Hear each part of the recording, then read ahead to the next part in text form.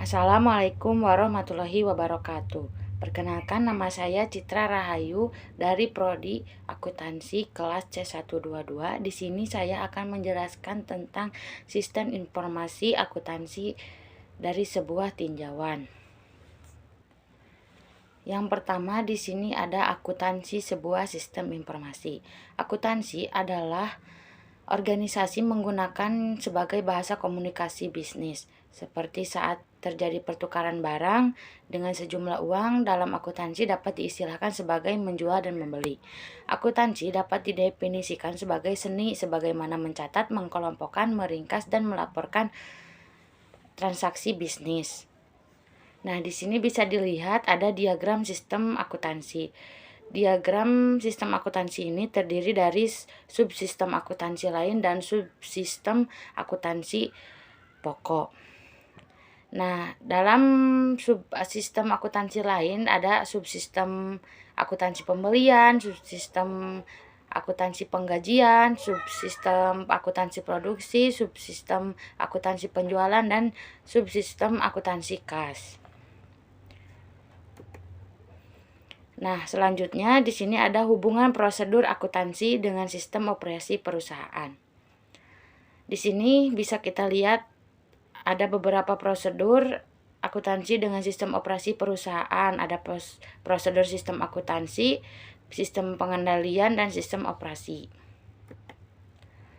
Lalu yang kedua yaitu sistem informasi akuntansi dan organisasi perusahaan. Akuntansi sebagai suatu sistem informasi mengidentifikasi, mengumpulkan, memproses, dan mengkomunikasikan informasi ekonomi mengenai suatu entitas ke berbagai kelompok orang. Informasi merupakan suatu data yang diorganisasikan yang dapat mendukung ketepatan pengambilan keputusan. Sistem merupakan sekumpulan sumber daya yang saling terkait untuk mencapai suatu tujuan. Dan sistem informasi akuntansi dibangun dengan tujuan utama untuk mengolah data akuntansi yang berdasar dari berbagai sumber menjadi informasi akuntansi yang diperlukan oleh berbagai pemakai untuk mengurangi resiko saat pengambilan keputusan. Nah, di sini ada sistem informasi akuntansi ada 4, yaitu fungsi sistem informasi akuntansi, yang kedua peran sistem informasi akuntansi, kelompok informasi akuntansi, dan dimensi kualitas informasi. Yang pertama, fungsi sistem informasi akuntansi. 1. Mendukung aktivitas perusahaan sehari-hari. 2. Mendukung proses pengambilan keputusan. 3. Membantu pengelolaan perusahaan dalam memenuhi tanggung jawabnya kepada pihak eksternal. Yang kedua, peran sistem informasi akuntansi. Yang pertama, mengumpulkan dan memasukkan data ke dalam sistem informasi akuntansi. Kedua, mengolah data transaksi tersebut. Ketiga, menyimpan data untuk tujuan di masa mendatang. 4. Memberi pemakaian dan pengambilan keputusan informasi yang mereka perlukan. 5. Mengontrol semua proses yang terjadi. Yang ketiga, ada kelompok informasi akuntansi, yaitu score keeping, kedua attention direction, yang ketiga decision making. Terus ada yang keempat yaitu dimensi kualitas informasi. Yang pertama akurat, yang kedua relevan, yang ketiga tepat waktu, dan yang keempat yaitu kelengkapan. Selanjutnya di sini yang kelima, informasi dan rangkaian pengambilan keputusan. Ada yang pertama informasi, lalu proses pengambilan keputusan keputusan, dan menjadi informasi. Yang kedua, informasi, lalu proses pengambilan keputusan B. Ketiga, lalu keputusan.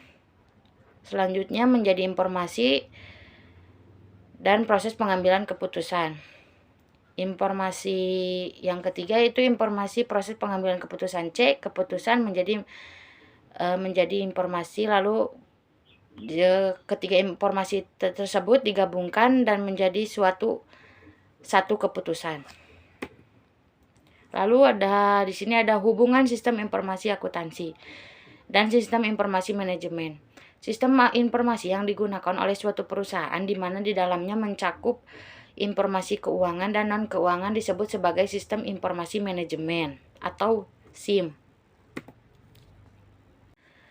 Nah, selanjutnya di sini ada tingkatan manajemen. Tingkatan manajemen di sini ada 3 tingkatan. Yang pertama top manajemen, middle manajemen, dan lower manajemen.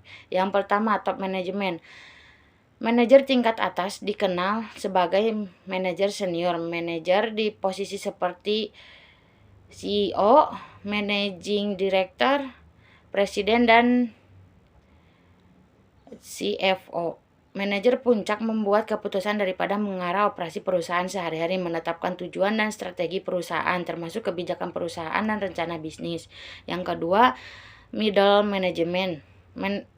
Manajer tingkat menengah berada di bawah manajer tingkat atas seperti manajer departemen, manajer cabang, manajer regional, atau manajer umum. Secara umum, manajer menengah bertanggung jawab untuk melaksanakan tujuan atau sasaran yang ditetapkan oleh manajemen senior dengan menetapkan tujuan untuk setiap departemen atau cabang.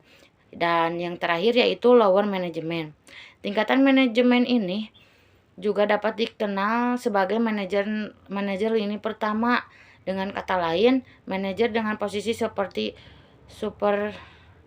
supervisorship, manajemen operasi, kepala departemen, dan manajer kantor. Manajer tingkat bawah bertanggung jawab atas karyawan yang secara langsung memproduksi produk atau jasa yang ditawarkan oleh perusahaan. Lalu selanjutnya di sini ada pengetahuan yang diperlukan untuk belajar sistem informasi akuntansi, yaitu pertama teknologi, kedua prinsip akuntansi dan auditing, ketiga membangun dan mengoperasikan, yang keempat pengambilan keputusan, yang kelima pengolahan transaksi, yang keenam database, yang ketujuh pelaporan, yang kedelapan pengendalian, dan yang terakhir yang kesembilan yaitu operasi bisnis. Lalu selanjutnya di sini ada sistem. Sistem adalah kumpulan komponen apapun baik fisik maupun non-fisik yang saling berhubungan satu sama lain dan bekerja sama secara harmonis untuk mencapai suatu tujuan tertentu. Nah, di sini lalu ada sistem yang dibagi menjadi beberapa bagian, yaitu tujuan sistem. Tujuan sistem merupakan target atau sasaran akhir yang ingin dicapai oleh suatu sistem. Yang kedua, batas sistem. Batas sistem merupakan garis abstrak yang memisahkan antara sistem dan lingkungannya. Yang ketiga ada subsistem, merupakan komponen atau bagian dari suatu sistem. Lalu yang keempat ada hubungan sistem. Hubungan sistem adalah hubungan yang terjadi antara subsistem dengan subsistem lainnya yang setingkat atau antara subsistem yang dengan sistem yang lebih besar. Yang kelima ada hierarki sistem. Hierarki sistem pada dasarnya menggambarkan hubungan sistem dengan sistem yang lebih besar yang disebut dengan supersistem dan hubungan dengan sistem yang lebih kecil yang disebut sebagai subsistem. Lalu yang keenam di sini ada input, output. Input merupakan segala sesuatu yang dimasukkan ke dalam suatu sistem. Proses merupakan perubahan dari input menjadi output. Output merupakan proses hasil dari suatu proses yang merupakan tujuan dari keberadaan sistem. Lalu di sini yang terakhir lingkungan sistem. Lingkungan sistem adalah faktor-faktor di luar sistem yang mempengaruhi sistem. Lalu yang selanjutnya di sini ada klasifikasi sistem. Yang pertama ada sistem terbuka dan tertutup, yang kedua sistem buatan manusia dan buatan Tuhan, yang ketiga sistem berjalan dan konseptual, yang keempat ada sistem sederhana dan kompleks, yang kelima sistem yang kinerjanya dapat dipastikan dan tidak, yang keenam sistem sementara dan selamanya, yang ketujuh sistem yang secara fisik dan abstrak, yang terakhir yaitu sistem yang bisa dan tidak bisa beradaptasi. Nah, di sini juga ada model sistem. Model sistem ada 4, yaitu model fisik, model naratif, model grafik, dan model matematika. Lalu selanjutnya di sini ada bahasa sistem. Bahasa merupakan alat untuk berkomunikasi. Bahasa berbentuk dari simbol yang disepakati bersama yang mengakibatkan terjadinya komunikasi antara dua orang atau lebih yang saling memahami apa yang disampaikan lawan komunikasinya. Cukup sekian dari materi yang saya sampaikan. Terima kasih, mohon maaf bila ada banyak kesalahan. Wassalamualaikum warahmatullahi wabarakatuh.